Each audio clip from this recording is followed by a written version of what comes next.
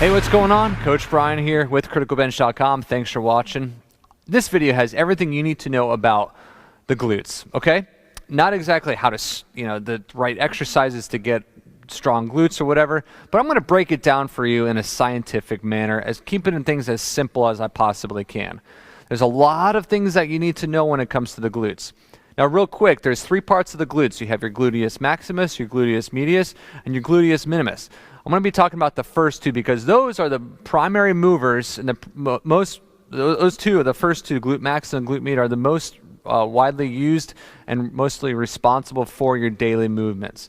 So let's talk about movement for a second.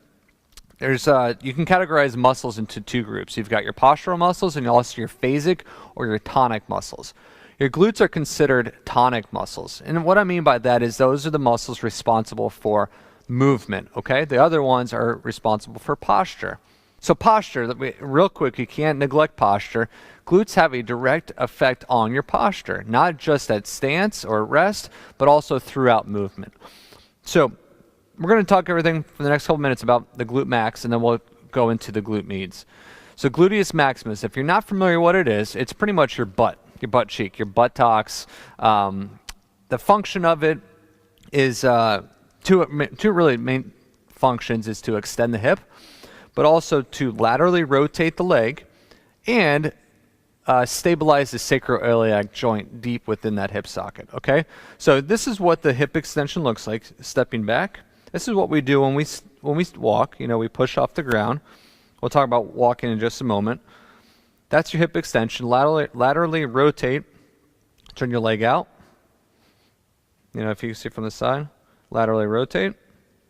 So as you're stepping, you change directions.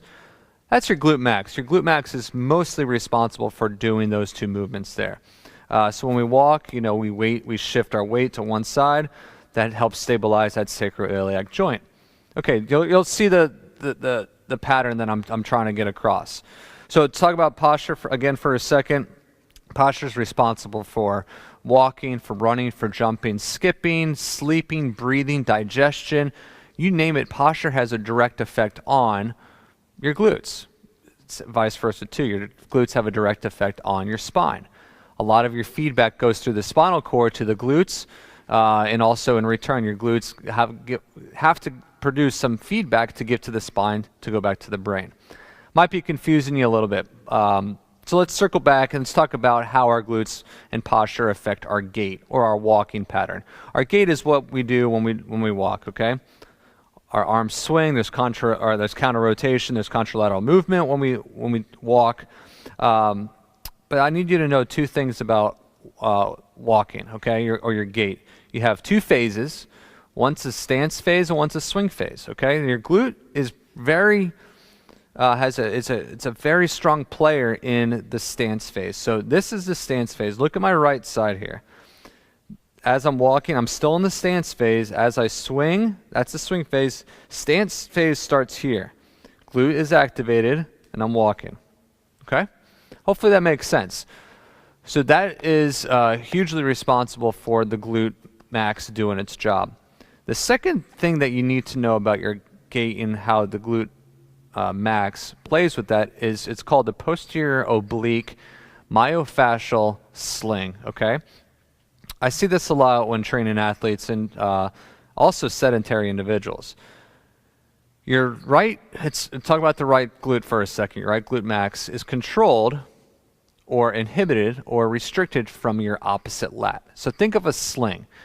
You've got a sling from your right butt cheek all the way up to your left lat. That's that posterior oblique myofascial sling.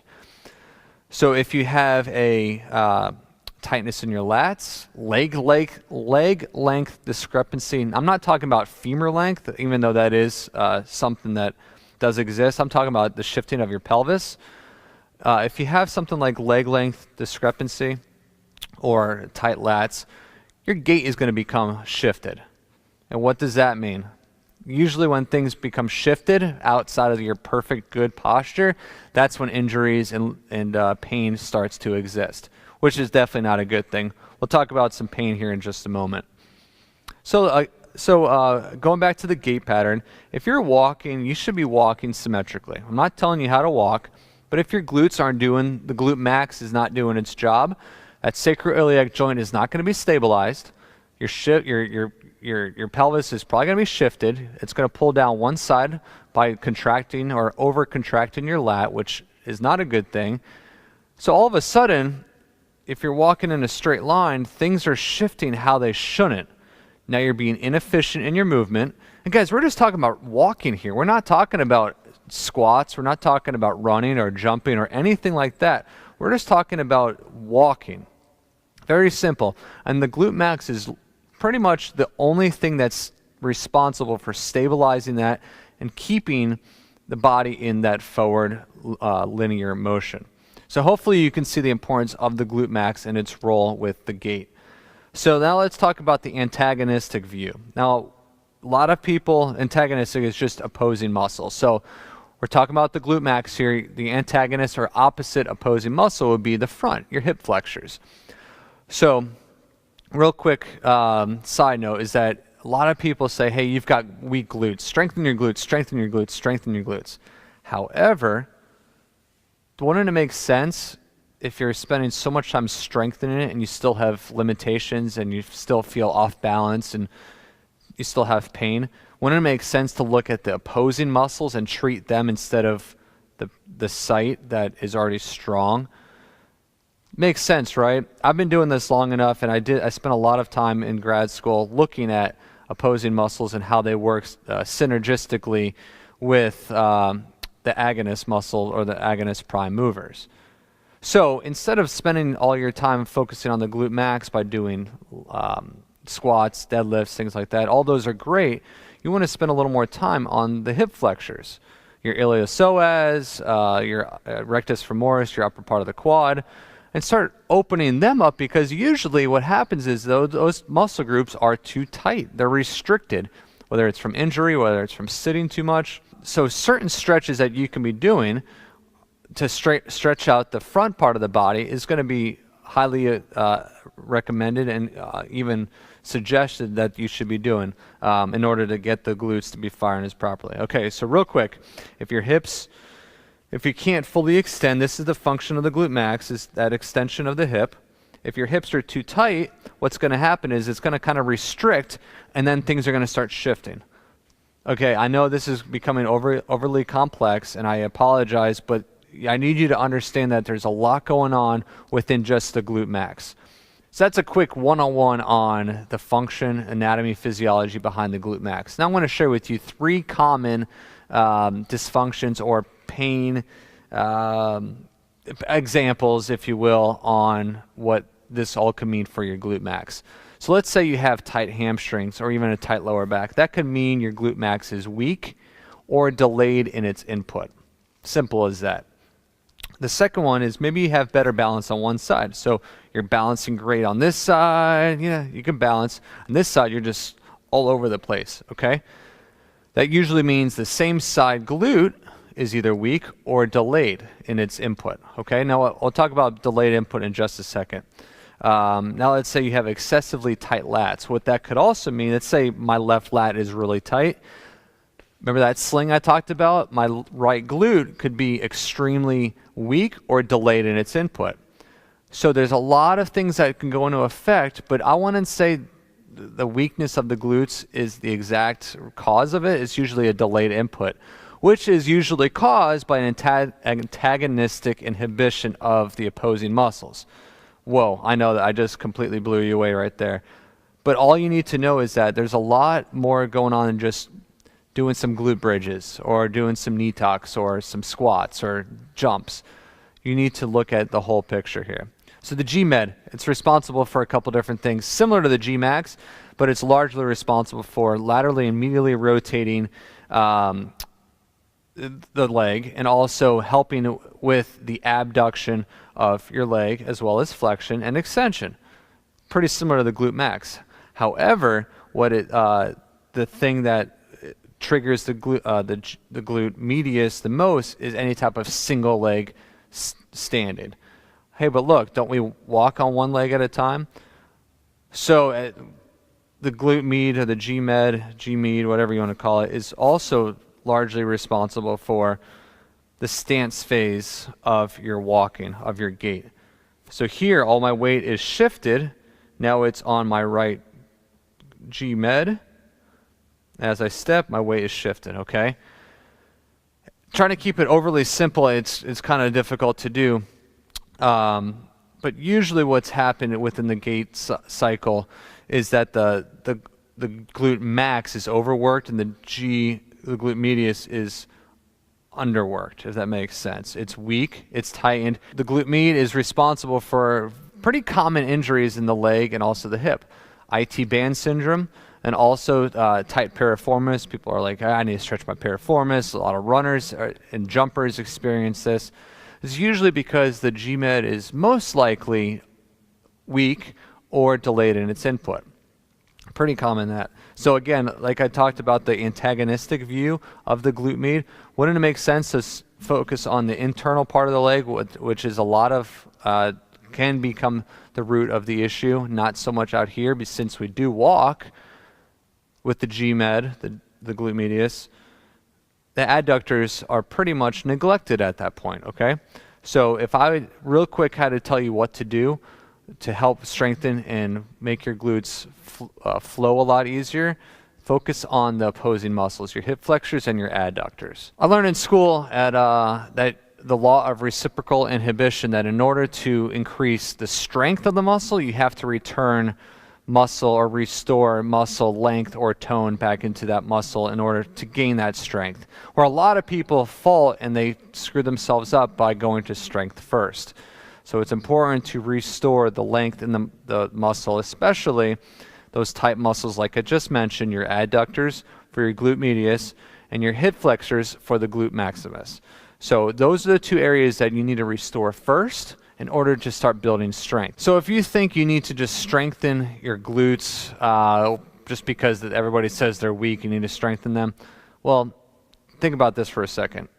Strengthening the so-called weak muscles will not strengthen them. What they're going to do is they're going to help strengthen them in a weakened position. So you need to apply the law of reciprocal inhibition, which just means you have to first return the muscle, restore the muscle back to its original tone and length before you can actually start building the strength. Right? It makes sense. So hopefully you have to first lengthen the muscle. Second, then you have to restore it by adding that strength component. This isn't my opinion or my thought. This is actual law that is stated, backed by science, backed by research. It's saying in order to strengthen something that's weak, you have to return it into its original state. Makes sense. However, a lot of people neglect that. So hopefully I didn't confuse you. I'm sure I did. But this isn't something that you could just learn real quick and apply it into your training. The glutes are, they pretty much control everything in the body. They're responsible for the hips, the back, your breathing. I mentioned it earlier. I can't stress enough that glutes are vital to success for the rest of your life, okay? If you don't treat your glutes how they need to be treated, you're going to see a lot of injuries like patellar syndrome, IT band syndrome, shin splints. Your feet are going to be coming all messed up. Your lats are going to be tightened, which could pull on your scapula, which could lead to migraines. The list goes on and on and on. Okay, so hopefully you see the importance of all this stuff. Now you're probably wondering, how can I stretch or strengthen my glutes in order to properly get where I should be? Well, it's a great question. I'm not going to share with you exactly how to restore them, just because it's not that simple. But what I am going to show you are the top 2 exercises per muscle group, per glute max, and also the glute medius, the 2 per each, that have shown to have the max voluntary isometric contraction on an EMG, electromyography, scan that shows that these 2 exercises activate those particular muscles the most out of any exercise, okay? So the first one, let's talk about the glute max. The first one is a front plank with a hip extension. Second one is going to be a glute squeeze. So for the front plank and the hip extension, this is going to be your number 1 for the glute max. It's also going to target the glute medius too, but this is predominantly the glute max. So all you're going to do is a front plank, go in a hip extension. That's it right there. Feel the burn. Okay. I am not twisting my hips. Front plank position, hip extension. That's the number one exercise to get the most max voluntary isometric contraction of your glute max. The second one, you can do this on a laying down position, is a glute squeeze.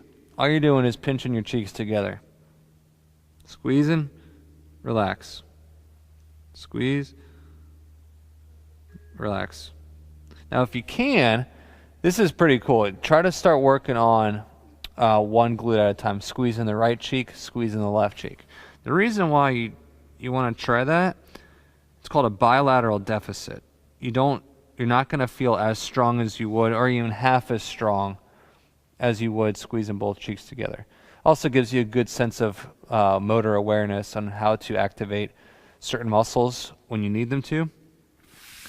So those are the two exercises that have the most max voluntary contraction in the glute max. So for the glute medius, these are the two exercises that give the max voluntary contraction out of that glute medius. Okay, the first one is a side plank with hip abduction.